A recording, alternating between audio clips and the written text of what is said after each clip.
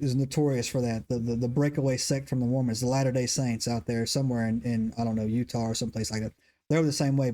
They had a very in their prime a they would do it in service in church. They would call people's names out, tell them to stand up, say these people are no longer here. They need to leave the compound, and they don't care where they Yeah. went, right?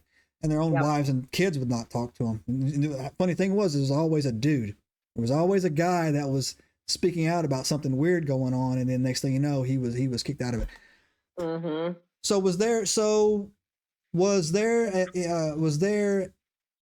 this happened really quickly from what you're telling me, but was prior to that, was there any type of build up to, I guess I would call it your flashpoint, that were you like, or was this something that you were like, you know what, this is the way, being thirsty for it, or did you always have doubts, or? So, I mean, I didn't really have doubts. I didn't like the shunning at the Kingdom Hall. Like, I could get behind the whole, okay, well, we don't associate with them outside Mm-hmm. because they're not on the right path, blah, blah, blah. But, and it's funny because I'll get people in the comments, they go, well, it's to keep the congregation clean. And I go, well, if that was the truth, then you'd be kicking out all of these, men that are abusing children. Yeah, true. And you've got all of these court cases and all of these cover-ups and settlements. And, they had one that was like a $40 million settlement that Yeah, they paid out. And it's like, that's people's donation money. right. And so it's crazy to me. But I didn't really have those doubts because the other thing is my whole family's in it. Nobody else is Yeah, voicing any doubts. And you don't voice doubts even if you have them, because then you'll be labeled an apostate and people stop, oh no, and they'll turn you into the elders.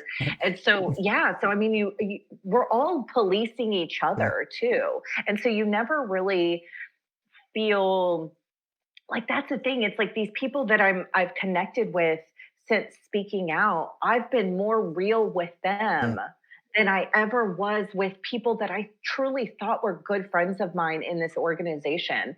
And so I didn't have those doubts, but we always had to go to the meetings. That, like, it's not one of those things where it's like, see you at Christmas, even though they don't celebrate Christmas. But like, mm-hmm. it's not one of those churches where you just kind of like go a couple times a year. Or you go when you're in the mood, or it's not that. You go.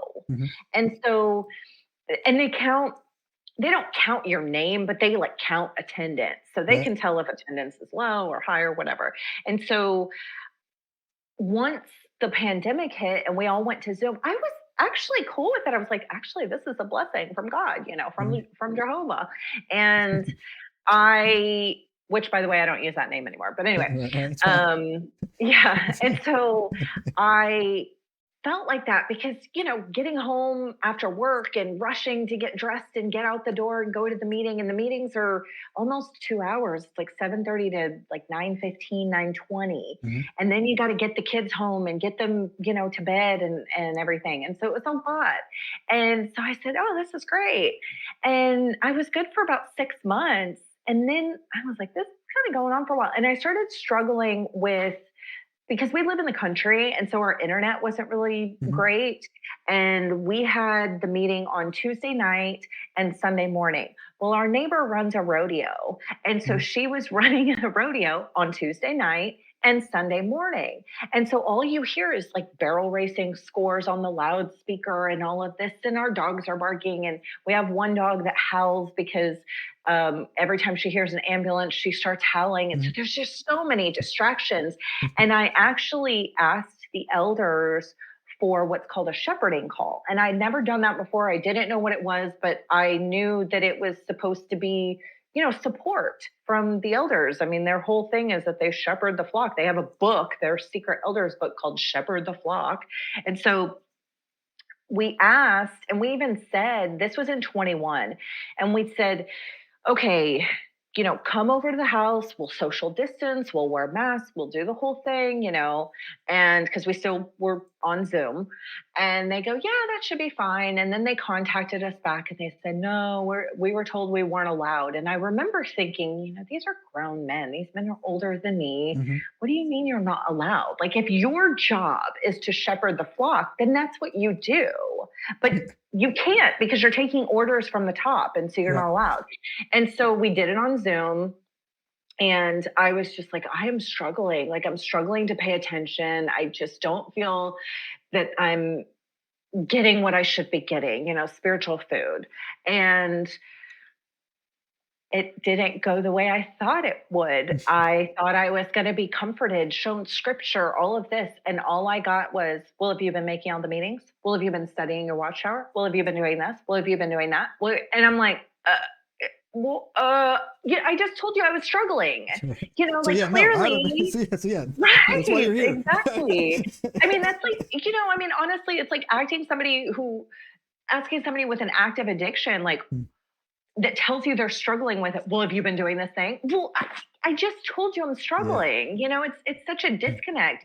And so I mean, I'm like bawling. And I really, because I still mentally was in it, I was internalizing that. I was like, I'm just not good enough. And like, why can't I be good Yeah. enough for God? And why am I struggling so much? And these other JWs don't seem to be struggling. I'm the one struggling. And so I, put pressure on myself, and I was like, I just need to be better. I just need to do more, and we were just still on Zoom, and because our internet was bad, we weren't even turning on our camera. And so then you're not even really getting dressed anymore, because they told you, like, just because you're at home, you're basically at the Kingdom Hall at home. So you still need to be dressed. Wow. And so I was like, okay. And then the whole time they had been pushing the shot, which, yes, they do control our medical decisions to a point, because you're not allowed to have blood transfusions. And even if that means that you pass away on the table, doesn't matter. You're not allowed. And so they even have a committee called the Hospital Liaison Committee that will go into the hospital and basically try to tell the doctors what to do, like they know anything. And they're just put in that position. They have no medical training. There's Right. nothing. And so, but for pushing the shot, I was like, this is weird. They've never done this before with any other, swine flu or anything like that. I was like, this is weird. And so that kept bothering me. And, my husband and I are kind of conspiracy theorists. So then we were like, what is this? Subscribe now and turn on the notifications to join us on this extraordinary journey into the unknown.